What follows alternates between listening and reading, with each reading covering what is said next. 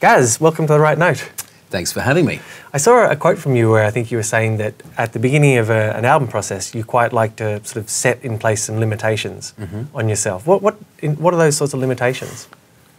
I think it depends, really. I think it's something that we did a little bit over the years, even with Supergrass, I think, where you kind of, you know, I think it's just sort of healthy for sort of the writing stage, the early writing stage, to maybe deny yourself like a couple of the usual instruments that I may sort of jump onto or sort of default sort of positions or default kind of, you know, approach at the beginning. So yeah, just try and sort of shake it up a bit, you know? And usually it could be just a new little toy that I've found, or, you know, I've got this great little looping box, but it's like this sort of very analog, this I just call it the blue box, but it's this analog thing with just like one dial on it and a little microphone sticking out the top of it. And I just go around the house and sort of get little samples of things, or even just, you know, sing something into it and then it loops. And you can you know, turn the speed up and down and reverse it and make it. So it's really, it's just really easy to use and fun, and it just sparks ideas. And so I might just set that going with some sort of loop and go and jump on the drum kit and start playing a beat and see what happens and stuff. But yeah, just to set myself a few instruments just to sort of start things going. Yeah, okay.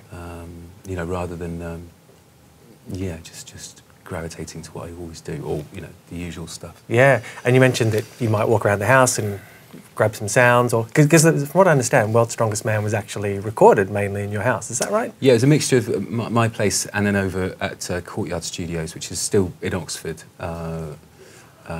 where my management is based. And yeah, I've got a friend over there, Ian Davenport, who sort of co-produced this one with me, and Matador actually.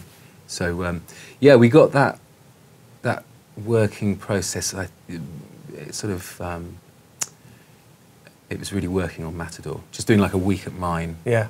And I just, you know, unload ideas, kind of quite chaotic, quite frantic, just throwing a lot of stuff at it. And then I'd go over to see Ian to hang out there, and I guess that was a bit more, you know, a bit more professional. Right. And then, you know, he'd sort of just, you know, help me to pull it all together a bit more, I guess, and to make it kind of more coherent and focused, and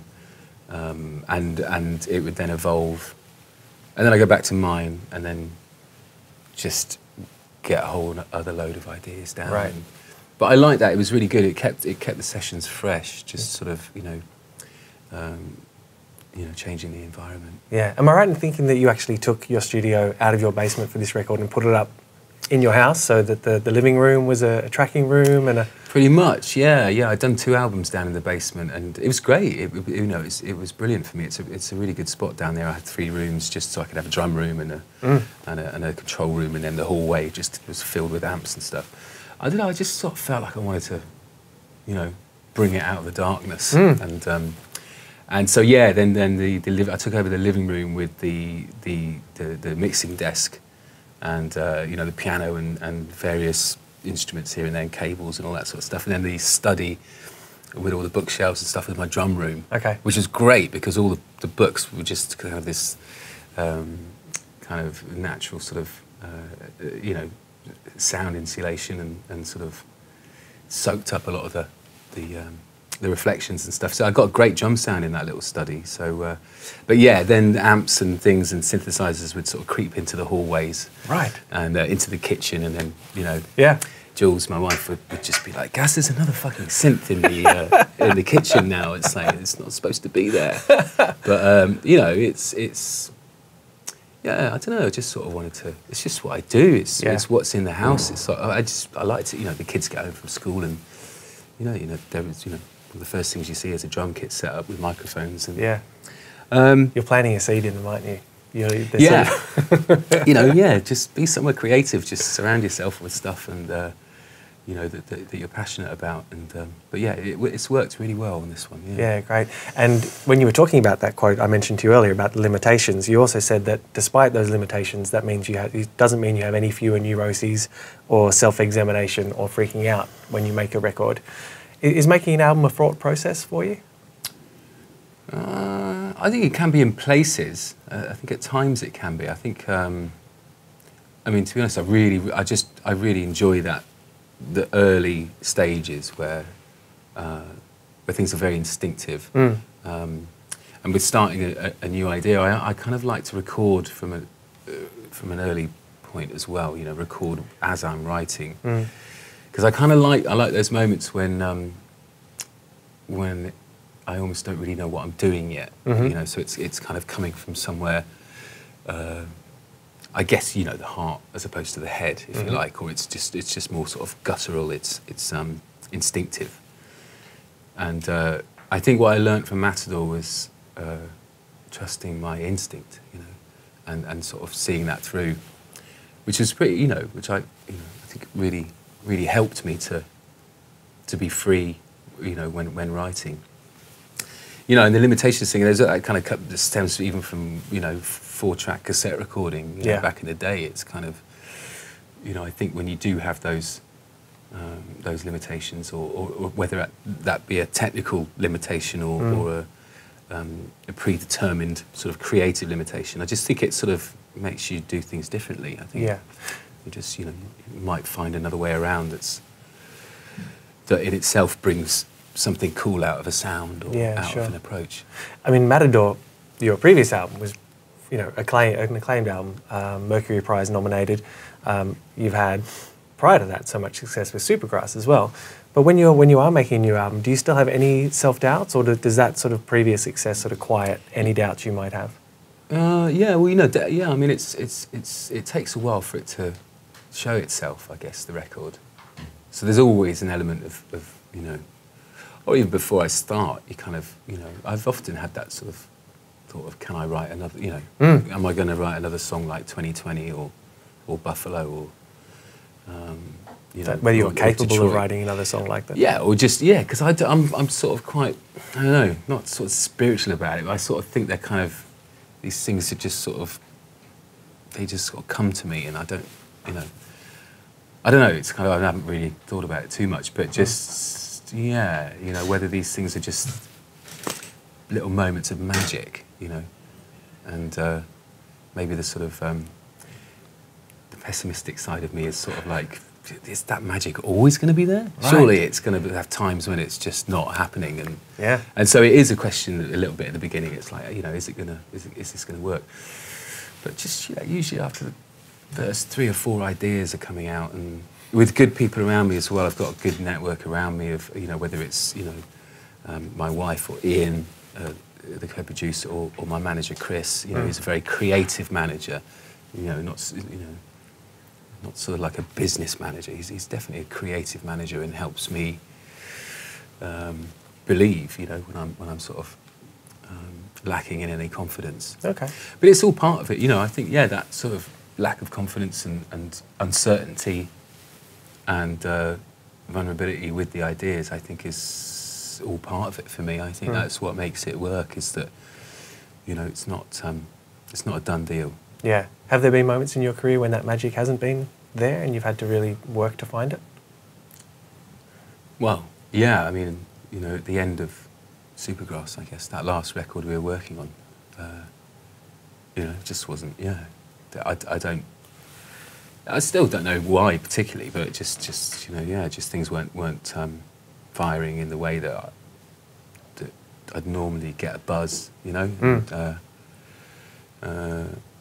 I don't know if that was a sort of lack of magic, or if it was just things just not connecting, just not sort of all being on the same page, or I mean, it happens to bands all the time. I mean, it happened through other records, but just maybe more. It was more manageable. Sure. When the moments when it happened on previous records, we could sort of just, or take a break, and we just realise that those 3 songs are shit, and we'll just kind of come back and start again, and you had the energy to do that, and maybe that was just lacking in a bit of energy at the very end of the band, and it was tough though. It kind of hurt, you know. Yeah, definitely. Yeah. Okay. And World's Strongest Man, one of the big themes in there is, I guess, masculinity, and what it is to be a man. And I know that the book by Grayson Perry, The Descent of Man, was quite critical to you in following that theme for the record, if I understand that correctly. Yeah, kind of. I mean, it was one of many inspirations, I guess. I think, you know, after reading the book, it's a brilliant book. It's a really, really great read, and it's written in a very sort of non-judgmental way. You know, it's never sort of, you know, I'm right, you're wrong. You know, this is the way. You know, it's just kind of putting ideas out there. It's like a kind of, and I read it and was really, really taken with it. I just sort of thought, this is great. This is kind of speaking to me. I don't know why at this present time it's speaking to me, you know, but it's, you know, definitely inspired the album title and parts of the title track as well. Just in terms of, you know, whether, I don't know, I guess in terms of being sort of at ease with any sort of emotional vulnerabilities and kind of owning that rather than, you know, rather than sort of battling against it or denying it, or, you know, just, which I guess does fit into the, you know, the whole idea of you know, dealing with, you know, mental health issues as well. And I think it's sort of, it's sort of always better to kind of try and own something, try and deal with it, rather than sort of deny its existence and you know, battle on with a British stiff upper lip. You know, it's kind of, you know, it's just like, fuck it. It's just like shit happens. You know, we all deal with things, and and if you can put them into something creative and, you know, and expressive and fun and that has energy and excitement as well. And, you know, I felt this album had all of those things, you know, the energy, the kind of excitement. It's not, there's not any anger in it. I don't feel there's any anger in it, even though I sort of address, you know, even the odd moment of, you know, if you like, I guess, mocking the kind of divisive, you know, powerful men that are kind of ruining it for the rest of us. And but just kind of skirting, you know, sort of flirting with that idea, and then I'd maybe take it somewhere a bit more sort of visceral and a bit more abstract as well, so that it, you know, they're not, you know, it's not a case of this is a song about this, you know, or this is a political song. Sure. It's just like there are, you know, I don't know. I always loved the way Bowie wrote lyrics in a way like that. I mean, I could never reach those heights, but just the way that he approached lyrics was, you know, there'd be kind of cool bits of imagery that might contain a line, you know, relating to, you know, a figure of the time or a political figure, or so, you know. But then it sort of becomes a bit more visceral and poetic. Yeah. And I think that's what I feel closest to in terms of lyric writing. You know, I think there's people much better than me at kind of addressing the sort of political issues, you know, doing the Billy Bragg thing, and but yeah, I feel good. You know, the last two records, definitely, I've kind of feel like I've hit a rhythm with how I approach the lyrics, and absolutely. And you mentioned mental health earlier, which is one of the sort of, which pops up throughout the record, or in a couple of songs in particular. How has it helped you to be so open about those sorts of issues? Well, I think again, it's sort of not always easy to talk about stuff, and I think, you know, I think for me, you know, I find that I sometimes fall into the trap of thinking, or I don't know, it's just, you know, you sort of think, you know, people really want to hear about that, about my shit, you know, I don't know if, you know, or you kind of conscious of like moaning, or, you know, and I've definitely been guilty of doing that a lot. At the same time, it's not like suddenly kind of like an outpouring of every feeling that I have. It's not. But just music has just really helped me to sort of work through, you know, stuff that I've dealt with. You know, I mean, I've probably, you know, since my mum died like 15 years ago, I think that sort of, you know, set quite a lot of weird things in motion, you know, emotionally for me, and finding it hard to sort of recover from that in a way. And so I guess there's a lot of moments where, you know, like Vanishing Act on this record, where it's just sort of, and again, it's not I don't know, it's not kind of super heavy. It's just like, you know, there are moments, yeah, when I'm sort of a bit of a mess and it's like, fuck, you know, I've got to get my head straight. I can't sit in this place and just, yeah, I've got to kind of move forward and deal with this, you know, and so, yeah, and it came out as that kind of mad, kind of shouty chorus. And right. I just sort of, yeah, I just thought, fuck it, why not just say it as it is? Yeah.